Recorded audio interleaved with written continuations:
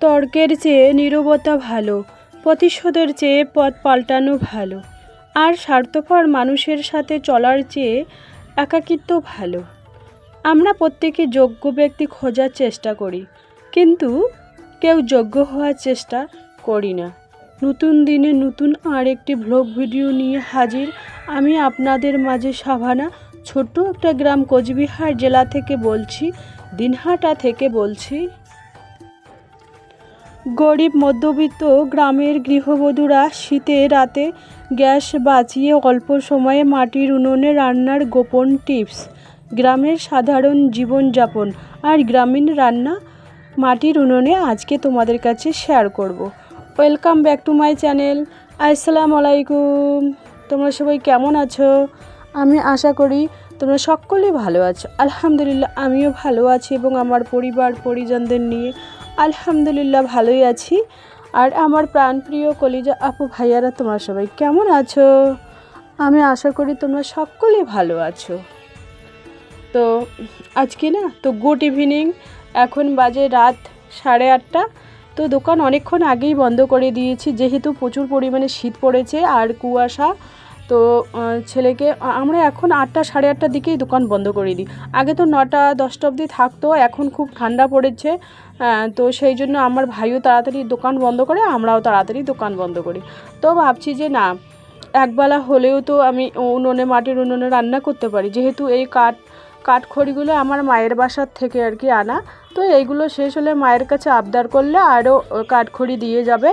তো এইভাবে একটু বুদ্ধি করতে পারলে কিন্তু সংসারে একটু হলেও সাশ্রয় করা যায়। তো গরিব মধ্যবিত্ত ও গ্রামের গৃহবধূরা শীতের রাতে গ্যাস বাঁচিয়ে অল্প সময়ে মাটির উনুনে রান্নার গোপন টিপস, তো গ্রামের সাধারণ জীবনযাপন, এইগুলোই আমি তোমাদের কাছে শেয়ার করার চেষ্টা করি। আর তোমরা তো জানো প্রত্যেক দিনে আমার বিকাল 4টায় একটা করে ব্লগ আসছে। তো এখন থেকে না 2টো করে ব্লগ ভিডিও দেওয়ার চেষ্টা করব, যেহেতু আমার এখনও ওয়াচ টাইম এখনও বাকি আছে। সেই জন্য আমার হাতে আর টাইম নেই। 1-1.5 মাসের মধ্যে আমার যদি মনিটাইজেশন অন হয় আলহামদুলিল্লাহ, তারপরে আমি একটা করেই ভিডিও আর কি আপলোড দেবো। সেই জন্য আমি এখন থেকে 2টো করে ব্লগ আপলোড দেওয়ার চেষ্টা করব, ভিউ কম হোক আর বেশি হোক। তো এই যে দেখুন, আমি এটা বুদ্ধি কেন, গোপন টিপস কেন, কারণ দেখুন, একবেলা যদি আমি এভাবে রান্না করি তো দুবেলা খাওয়া যাবে। আজকে রান্না করব রাতে ওই মূলো দিয়ে মটন, ওই ভেজে রেখে দিয়েছিলাম, তোমাদের বলছিলাম না 500 গ্রাম আন্দাজ রেখে দিয়েছিলাম। ওই 500 গ্রাম মটনে আবার আমি 2 দিন করব, কারণ 250 গ্রাম রান্না করলে দুবেলা আরামসে হয়ে যাবে। তো মাংস বেশি খেতে নেই, মাংস বেশি খেলে শরীরের পক্ষে ক্ষতিকারক। তো 3 পিস 4 পিস মাংস খেলেই যথেষ্ট। তো আমি তো এমনিতেই মোটা, আমি কিন্তু বেশি মাংস খাই না। 2 পিস 3 পিস ছেলেদের একটু বেশি করে দিই, 1 পিস 2 পিস হলেও ছেলে মেয়েদের বেশি করে দিই।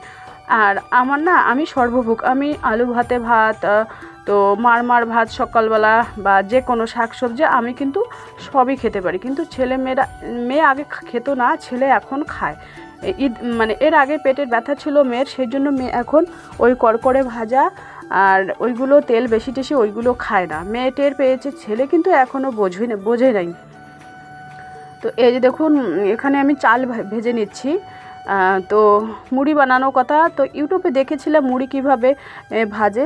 তো বাজারে না মুড়িগুলো আর কি সোহাগা দেওয়া মুড়ি, সেই জন্য ভাবলাম যে বাড়িতে একটু ট্রাই করব মুড়ি ভাজার জন্য।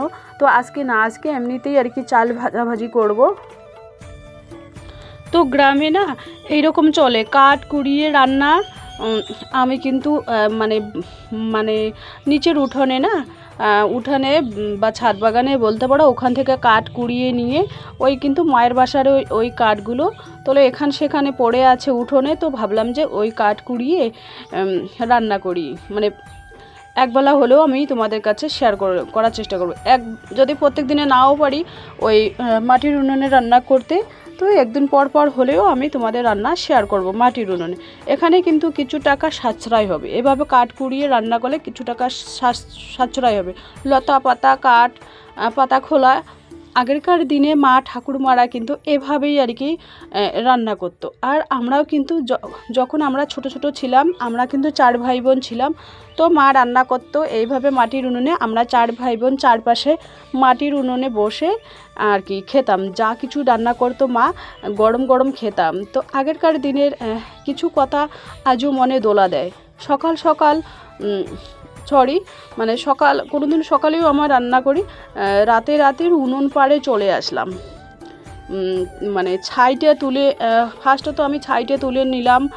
এই ছাইগুলো কিন্তু আমার বাসন মাজার ক্ষেত্রে খুবই কাজে লাগবে, খুবই আর কি। মানে ছাইগুলো বেশি করে দেবো, আর সাবান না অল্প একটু করে নিলেই হয়ে যাবে। এতে করে আমার সাবান আর ছাপের ব্যবহার খুব কম হবে, আর সংসারে একটু হলেও সাশ্রয় হবে। সুন্দর করে 1 কৌটো বা 1 থালা ছাই আমি তুললাম, 1 কৌটো আর ছাই আমি তুলে নিলাম। এগুলো দিয়ে আমি কি কয়লাগুলো যে দেখতে পাচ্ছেন আমি তুলে নিলাম, ওইগুলো দিয়ে কিন্তু আমি দাঁত মাজি। যা হোক, ওখান থেকেও কিছু পয়সা হলো, কলগেটের পয়সা আমার একার ক্ষেত্রে সাশ্রয় হয়, একটু হলেও সুন্দরভাবে মাজা হবে এইভাবে। তো তারপরে বাদবাকি মানে তলার যে ছাইগুলো, ওইগুলো আমি কি করি জানো, একটু রেখে দিই, কারণ ওই আগুন ধরতে চাইবে না, সেই জন্য। আর এই ছাইগুলো আমি কি করি জানেন, এই ছাইগুলো আমি কচু গাছে, ওল গাছে, আবার বেগুন গাছে, লাউ গাছের গোড়ায় দিয়ে দিই। আর গাছগুলোর কিন্তু এই ছাইগুলো দিলে খুব বৃদ্ধি হয়, খুব সুন্দর হয়। বেগুন গাছে, লাউ গাছে দেই। আর ওল কচু কিন্তু যত ঢিল ঢিল জায়গায় জন্মায় ততই সুন্দর বাড়ে, মানে ঢিল ঢিল জায়গায় খুব ভালো হয়। ওল খেতে আমার খুবই পছন্দ। তো ওল গেড়েছি, এখনও গজায়নি, মার কাছ থেকে নিয়ে আর কি ওল গেড়েছি। তো সেই আর কি, শুধু একটু বুদ্ধির প্রয়োজন। বুদ্ধি থাকলে সংসারটা করা খুবই সুন্দর এবং সহজ হয়ে যায়। আমাদের মতো মধ্যবিত্ত ঘরের স্বামীর ইনকাম কম আছে বলে একটু এভাবে ভেবে চিন্তে চলতে পারলে আমাদের ভবিষ্যতের জন্য কিছু মানে এইভাবে মানে কম একটু ভেবে চিন্তে না চলতে পারলে আমাদের ভবিষ্যতের জন্য কিছুই আমরা রাখতে পারবো না। তো কিংবা আমাদের দিনগুলো ভালো যাবে না যদি হিসেব করে না চলি। আর হিসেব করে চললে কিন্তু আমাদের সংসারের দিনগুলো কিন্তু খুবই সুন্দরভাবে আগামীকালেও যাবে। যেমন ইয়ংকালে যেরকম জীবন যাচ্ছে, বৃদ্ধকালে এর থেকে ভালোভাবে যেতে পারে যদি আমরা একটু হিসাব আর বুদ্ধি করে চলতে পারি। সময়গুলো সুন্দরভাবে নাও কাটতে পারে বৃদ্ধকালে যদি আমরা হিসাব করে না চলি। দিনগুলো সুন্দর করতে ছোট ছোট জিনিসের মধ্যে লুকিয়ে থাকে, মানে সেই আর কি। তো সেই সকল বিষয়গুলিকে এড়িয়ে না গিয়ে প্রাধান্য দেওয়ার চেষ্টা মানে করি। সংসারটা বেশ সুন্দর এবং সচ্ছল থাকে যদি এই মানে বিষয়গুলি, ছোট ছোট বিষয়ের মধ্যে কিন্তু বড় বড় বিষয় লুকিয়ে থাকে। তোমাদের সাথে গল্প করতে করতে সুন্দরভাবে আমি কিন্তু রান্না সেরে নিচ্ছি। তো মাটির উনুনে, শীতের রাতে মাটির উনুনে রান্না করে খাওয়ার মজাই আলাদা, মানে ওর আলাদা একটা অনুভূতি লাগে মাটির উনুনে রান্না করে। আর এখন তো বেশি রোদ আসে না, ওই আবছা আবছা রোদ চলে আসে আর কি। তো রোদের মধ্যে বসার কোনো কারণই হয় না, কারণ মানে দিনের বেলায় যে রোদ ওঠে না, ওই রোদের মধ্যে যদি একটু বসা যায় না খুব সুন্দর লাগে। আর ওই রোদের মধ্যে যদি কমলা লেবু খাওয়া যায় আরও সেই ভালো লাগে। তো যে ছাইগুলো নিয়েছি আমি, এইগুলো দিয়ে বাসন মাজবো। খুব সামান্য ছাপ আর সাবান দিলেই কিন্তু মেশালে খুব সুন্দরভাবে চকচকে ঝকঝকে পরিষ্কার হবে। ওই কালো ছাই বা সাদা ছাই, আমার এখানে সাদা ছাইও হয় কোনো দিন, কাঠখড়ির উপর নির্ভর করে। সাদা ছাইও বলতে পারো, কিন্তু ওইগুলো কিন্তু সাবান দিয়ে মাজলে না, যাই হোক স্টিলের বাসন হোক আর মানে কাঁসার বাসনে হোক, একেবারে পুরো চকচকে দেখতে লাগে, খুব ভালো লাগে দেখতে, একটা চমক দেয়, আলাদা রকমের একটা চমক দেয় বাসনগুলো। আমি কিন্তু অফ ক্যামেরায় আমার বাসনগুলো মেজে ফেলি। আগেরকার দিনে মা ঠাকুরমা, আমার নানিমা, দাদিমা এইভাবেই কিন্তু বাসন মাজতো। এখন যুগ পাল্টে গেছে, কারণ বলে এখন অনেক কিছুর ব্যবহার শুরু হয়েছে। যাই হোক, পুরনো দিনের কাজ কিন্তু আমাদের মনে আজও দোলা দেয়, আর করতেও ভালো লাগে এই কাজগুলো, যেগুলো থেকে আমরা অনেক সুযোগ সুবিধা পেয়ে থাকি। বাসন ডলা দিয়ে মাজলে কিন্তু খুব চকচকে ঝকঝকে হয়, কোনো রকম তেল চিটচিটে ভাব থাকে না।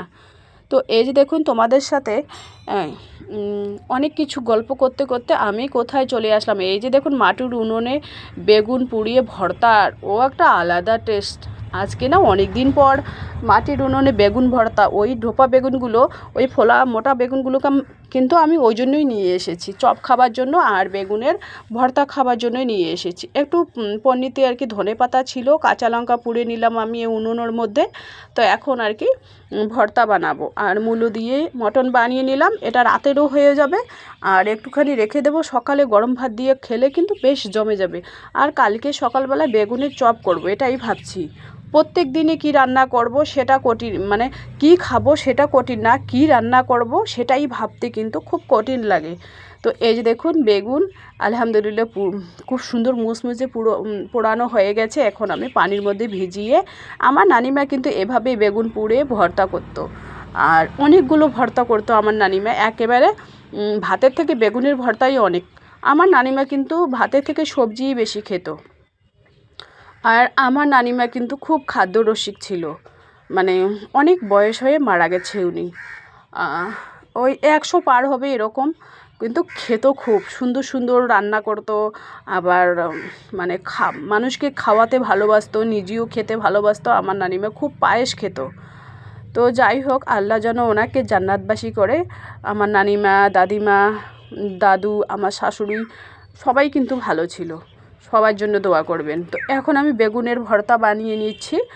এখন তারপরে ছেলে মেয়েদের হাগে দিয়ে দিলাম। এখন আমরা 3 জনে খেয়ে নেব, আব্বা মা খেয়েই আসবে।